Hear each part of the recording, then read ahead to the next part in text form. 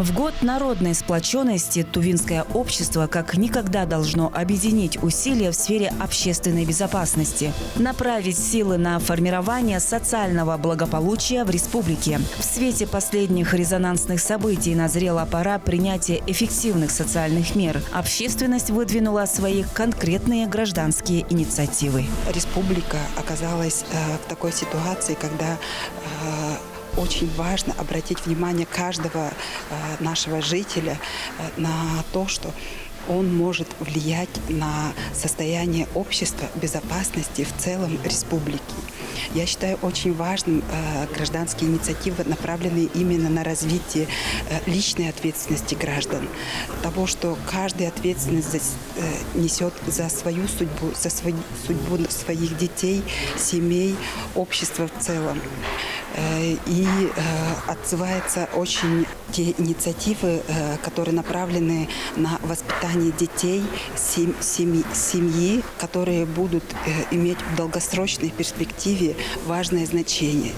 Развитие воспитания детей, развитие общества в этом направлении, развитие нравственных основ, уважительного отношения к своим близким, соседям, к другим членам общества является основой развития и основой для более высоких идеалов нашего общества.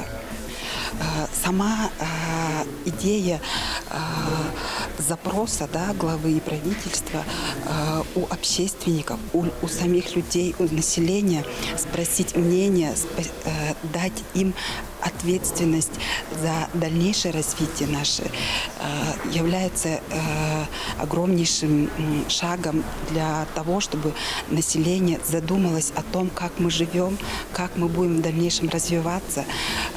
Иждивенческие вот эти настроения, они должны прийти к мнению, что каждый человек ответственен за свое поведение, за поведение своих близких людей.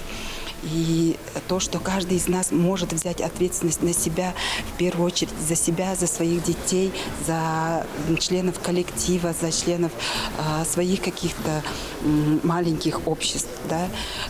Также мне бы хотелось от имени медицинского сообщества выразить благодарность еще, поскольку результаты вот этих вот действий, в первую очередь видят медики. Результаты алкоголизации населения, результаты драк, поножовщины, недостойного поведения, недостойной социальной жизни видят наши врачи, хирурги, травматологи, также наркологи, психиатры.